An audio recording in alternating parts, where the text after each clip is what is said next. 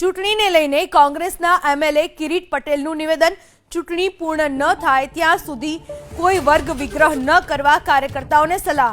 કોંગ્રેસના ઉમેદવારોને ધમકી મુદ્દે પણ કિરીટ પટેલનો પલટવાર, ઉમેદવારને ખોટી ધમકી આપશો તો 26મી પછી શું કરવું તેની વિદ્યા આવડે છે। દુનિયામાં માત્ર બે જ દાદા છે, એક હનુમાન દાદા અને એક ગણપતિ દાદા, એવું નિવેદન આપ્યું કિરીટ પટેલે।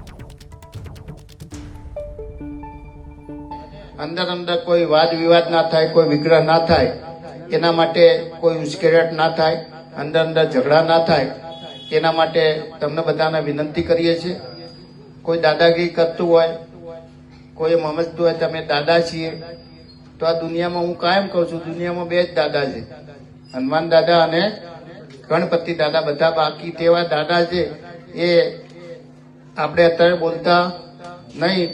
कोई पण આપણા કાર્યકરને, કોઈ ઉમેદવારને કોઈ ખોટી ધમકી આપવા આવે તો 26મી પછી શું કરવું એ બધી વિદ્યા આપણને આવડે છે, પણ મહેરબાની કરી અને કોઈ વિવાદ ના થાય।